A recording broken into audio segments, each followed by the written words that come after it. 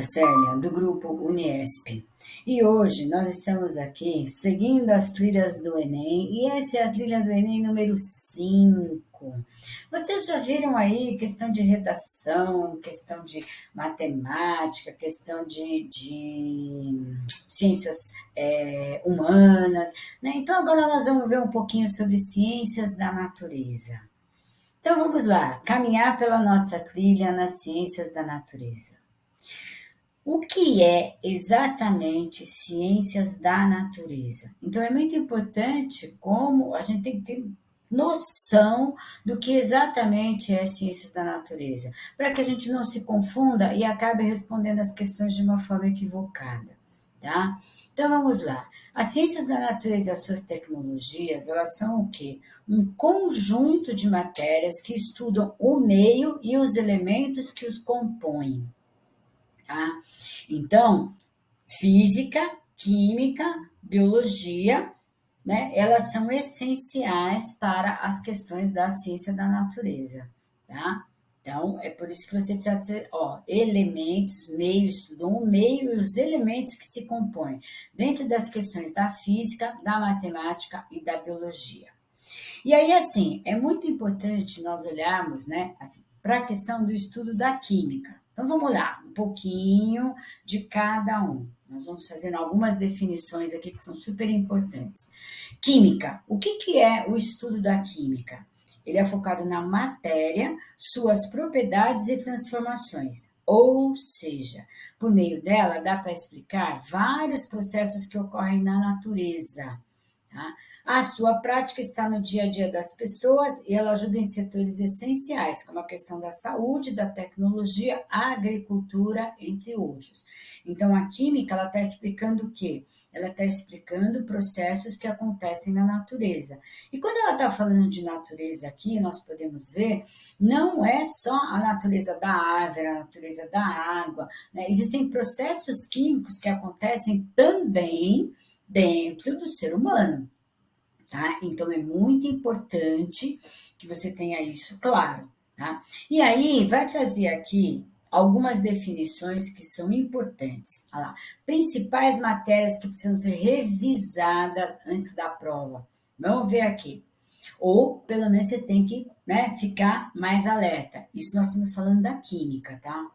Transformações químicas. Nas transformações químicas, você tem as ligações e reações químicas. Aí você vai estudar o que? Átomo. Por exemplo, ele fala modelo e estrutura atômicos. Tá? Também vai ter aqui ó, os elementos químicos e a tabela periódica. E fazer os cálculos estequiométricos. Tá? Então, dentro das transformações químicas, que é um assunto que cai na prova de química lá no Enem, né, vai ter a questão dos átomos, né, dos modelos e estruturas atômicos, as tabelas, né, aquelas tabelas periódicas e elementos químicos, ok? Vamos lá. Materiais, suas propriedades e seus usos. Nós estamos dentro da química. Nessa matéria são abordados o quê? Estado físico, moléculas, forças intermoleculares, propriedades e estados físicos da matéria. Né? Também é preciso entender a questão do íon, do cátion e do ânion. Tá? Então, muito importante você prestar atenção nisso, tá? Que vai falar das questões do estado físico, moléculas, forças intermoleculares, como é que elas reagem a determinadas coisas dentro do organismo, na natureza, ok? Água. Aqui você vai estudar tudo relacionado à água, a importância, a propriedade, seus estados físicos, a água, ela congela, ela descongela, ela esquenta, ela esfria, ou seja, água em todos os seus sentidos. Transformações químicas e energia, né? Vai falar sobre o que? A termoquímica, entalpia, lei de Hess e Faraday, tá? E as relações endotérmicas e exotérmicas, né? Que são as relações internas e as relações externas das questões térmicas. Né, de calor, de frio, né, essas coisas de energia, como é que a energia se transmite, tá? Então, muito importante prestar atenção nisso. Compostos de carbono, química orgânica e inorgânica, né? os hidrocarbonetos e as cadeias de carbono, tá? Como é que acontecem as reações de carbono, a química orgânica e a inorgânica, aquela que acontece dentro do nosso organismo e aquela que acontece fora do organismo, tá? Então, prestar muita atenção nessas questões da química. Bom, aí nós vamos passar agora para a física. Nós vimos aí a química, o que pode rolar na química, agora nós vamos aqui para a física. Física, o que ela faz? Ela avalia a natureza de seus elementos fundamentais. Então, estudar as interações entre as forças presentes no universo, né? Ela usa muito a matemática, né? Por meio de fórmulas. Então, o que é essencial é olhar na física para a prova do Enem? Energia, trabalho e potência, né? Os tipos de energia, cinética e potencial. Então, você tem que saber um pouco sobre força, fórmulas de física, tá? É muito importante, porque eu estou falando o quê? Da energia, estou falando da potência, qual é a força que eu tenho que usar para levantar alguma coisa no peso tal, qual é a alavanca que eu tenho que fazer para usar, tá? Mecânica é estudo dos movimentos e aplicação da lei de Newton. Aqui também vai entrar a questão da gravidade e da inércia, né? Então é muito importante que você aprenda as leis de Newton, né? Para você saber a questão. A gravidade puxa, né? Para que lado? Que força que ela exerce, tá? Então, os movimentos, como é que eu tenho alavanca também? Vai trazer a questão das alavancas, do movimento. Como é que eu faço uma alavanca para fazer uma flexão de braço, por exemplo, tá? Então, que força que eu tenho que colocar, tá? Fenômenos de ondas, ondas mecânicas, ondas eletromagnéticas, ondas sonoras, ondas gravitacionais, tá? Então, a questão das ondas, eu tenho as ondas sonoras, eu tenho lá, né, como é que elas transitam pelo mundo, né? Como é que elas transitam aí no dia a dia, essa coisa das ondas, tá? Muito importante você olhar para isso. Biologia, que também faz parte das ciências da natureza. A biologia estuda o quê? A vida, né? Ela vai estudar todos os organismos vivos e o espaço como um todo. Como é que esses organismos vivos eles se estabelecem dentro desse espaço? E aí, diferente das ciências humanas, que estuda a questão das relações entre os indivíduos, a natureza, etc. e tal, aqui vai ser as questões orgânicas, né? Como que organicamente eu me relaciono com o meio ambiente e os seres vivos com o meio ambiente. Biologia molecular, celular, bioquímica, biologia celular e ecologia são algumas das suas áreas, tá? Então vamos olhar aqui um pouquinho o que é interessante nós olharmos dentro da biologia. Moléculas, células e tecidos, tá? A questão da teoria celular, as organelas, núcleo e divisão celular, tá? Metabolismo, histologia, citologia, isso também costuma cair, e biotecnologia, tá? Isso precisa olhar mesmo. Hereditariedade e diversidade da vida. As leis de Mendel e os demais tópicos sobre genes, cromossomos, né? Merece uma revisão aí, porque isso cai, fator RH, tipo sanguíneo, sistema A, B, O, ABO, BO, enfim, tá? Tudo isso é importante você olhar. A questão da hereditariedade e diversidade da vida. Dentro da biologia, identidade dos seres vivos, né? O que é importante? Classificação dos seres vivos, como eles se classificam. A questão do vírus, com certeza vai cair a questão do vírus, né? Porque nós tivemos aí todo um pandemônio, né? Eu falo que é pandemônio, nem não foi pandemia, né? Células procariontes e eucariontes, seres autótrofos e seres heterótrofos, a filogenia, a embriologia, a anatomia humana e a fisiologia. Isso são coisas que caem, a anatomia humana cai muito, né? A questão de fisiologia também. Tá? Tem uns nomes aí, né? Autotrófos, erototófos, que é tudo meio complicado, mas é assim, isso daí costuma, tá? Aparecer aí no Enem. tá? Ecologia e ciências ambientais, tá? O meio ambiente a gente sabe que está em pauta no mundo todo, não sai da pauta. Então é muito importante olhar para a questão do ecossistema, né? Como é que esse sistema aí se relaciona, né? A questão dos fatores bióticos e abióticos, habitat níquel ecológico, teia e cadeia alimentar, né, que isso é imprescindível, biomas, recursos naturais e mudanças climáticas, tá? Mudanças climáticas é uma coisa que eu tenho a impressão que vai pegar nesse Enem 2022, recursos naturais também, porque nós tivemos aí vários eventos aí de, né, de incêndio, de mata incendiando, de inundação, alagamento. Então, pode ter certeza que essas mudanças climáticas, esses recursos naturais vão estar aí aparecendo, né? E aí, eu gosto de trazer algumas questões aqui para a gente dar uma olhadinha como é que elas são escritas, né? Para você entender um pouquinho, né, de como que vem essa questão no Enem, para você não ir assim muito perdidaço e pensando assim, nossa, do que ele está falando, tá? Então eu trouxe aqui algumas poucas questões, mas ó, só lembrando que todas essas questões elas foram tiradas do Enem 2021, tá? E que você pode acessar o site do INEP, lá no site do INEP tem todas as provas do Enem, não só de 2021, tem todas as provas do Enem com gabarito. Agora, eu sugiro, se você for ler as provas lá, ler de 2020 para cá, tá? Não vai muito lá para trás, não, porque tem algumas coisas que são desatualizadas nas provas. Então, ler de 2020 para cá. Vai lá, pega a prova, vai fazendo a questão e tem um gabarito, você vai acompanhando e vai fazendo as questões, tá? Foram tiradas de lá. Então, a questão 91. A deficiência de lipase ácida lisossômica é uma doença hereditária associada a um gene do cromossomo 10. Os pais dos pacientes podem não saber que são portadores dos genes da doença até o nascimento do primeiro filho afetado.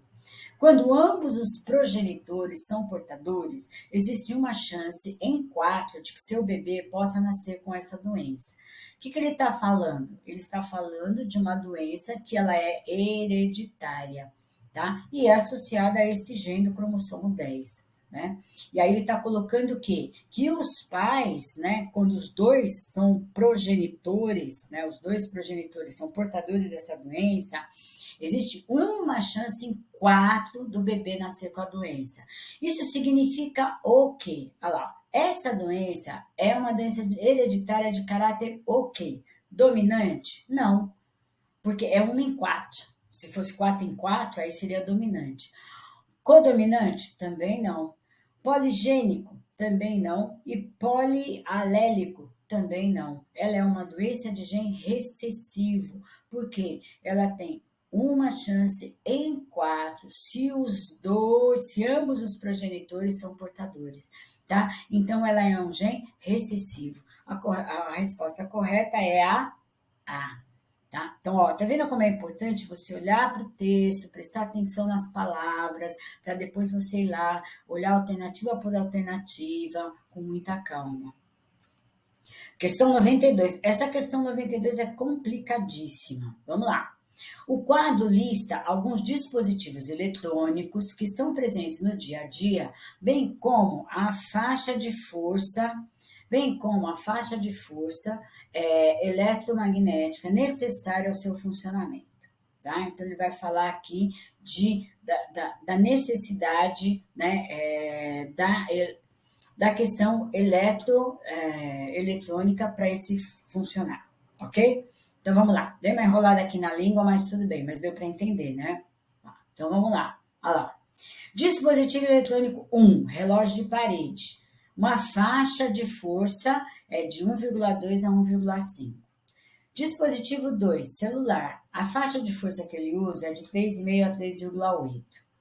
Dispositivo 3, câmera digital. A faixa que ele usa é de 7,5 a 7,8. Dispositivo 4, é um carrinho de controle remoto que a faixa de força que ele usa é de 10,5 a 10,9. Dispositivo 5, notebook laptop, a faixa que ele usa é de 19,5 a 20. Bom, Aí você vai considerar que uma bateria é construída pela associação em série de três pilhas de lítio e iodo nas condições padrão, conforme as semi-equações de redução apresentadas. Tá? Então, aí são as equações apresentadas. Tá? E aí ele vai falar o quê? Essa bateria é adequada para o funcionamento de qual dispositivo eletrônico? Então, lá, ele está mostrando o quanto esses dispositivos eletrônicos gastam em matéria de faixa de eletromotriz, tá? E ele está mostrando aqui, né, a composição, as condições padrões dessa pilha, né, para você poder saber qual é o aparelho que ela usa, ok?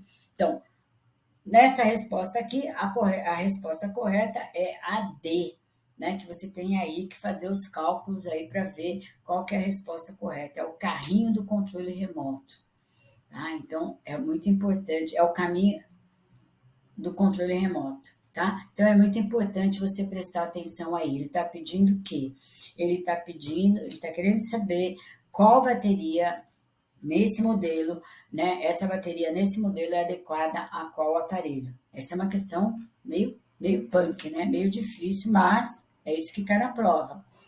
Questão 107. Olha lá. Considere a tirinha na situação em que a temperatura do ambiente é inferior à temperatura corporal dos personagens. Então, nós temos lá o Calvin, olha só, a temperatura ambiente é inferior à temperatura corporal. Então, se a minha temperatura corporal é 35, 36, né, a média aí, né, 35, 36, 37, por exemplo, a temperatura ambiente vai estar abaixo disso, tá?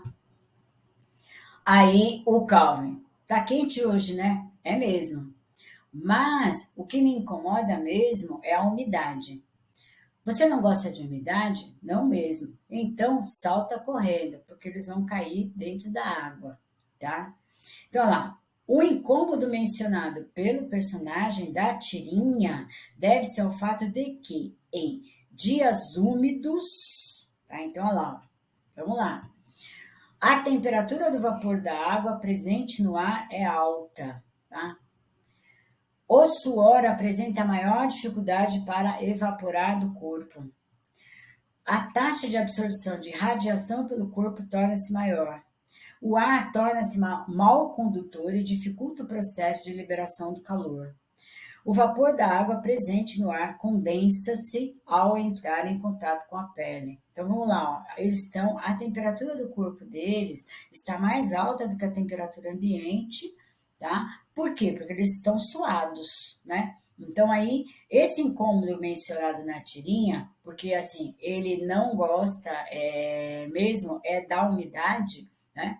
O que acontece em dias úmidos? A temperatura do vapor da água presente no ar é alta? Não, né? Porque ali nós estamos falando que o dia está mais frio do que o deles, né? A taxa de absorção de radiação pelo corpo torna-se maior, o que tem que a radiação a ver com a temperatura do corpo, com a água, né? O ar torna-se mal condutor e dificulta o processo de liberação do calor? Não, o ar não, ele não vai, isso não interfere na condução do ar, né? E o vapor da água presente no ar condensa-se ao entrar em contato com a pele? Não está evaporando a água do ar, né? Eles estão suando, né? E o suor apresenta maior dificuldade para evaporar do corpo. Por quê? Porque eu estou com uma temperatura lá fora mais baixa do que o que eu tenho aqui dentro. Tá? Então aqui eu tô com 36, 7 graus e lá fora tá com 20. E aí ele vai ter maior dificuldade mesmo para evaporar, porque aqui tá mais frio e no frio aí tem mais dificuldade para evaporar mesmo, tá? Olha só como é importante prestar atenção na linguagem que eles estão falando ali e olhar com muito amor e carinho o enunciado, né? Aqui a historinha e o enunciado desse texto, tá? Então, muito cuidado. Mais uma questão, que também é uma questão meio complicada, tá? Mas vamos lá. As sequências de nucleotídeos do RNA mensageiro presentes em um gene de um fungo, constituída de 7 códons, está escrita a seguir. Então, esses são os códons, né, desse fungo, desse RNA mensageiro aí, a sequência de nucleotídeos. Pesquisadores submeteram a sequência a mutações independentes. Sabe-se que os códons UAG e UAA são terminais, ou seja, indicam a interrupção da tradução. Qual mutação produzirá a menor proteína? Então, aí você tem que fazer a combinação aí das proteínas para chegar nessa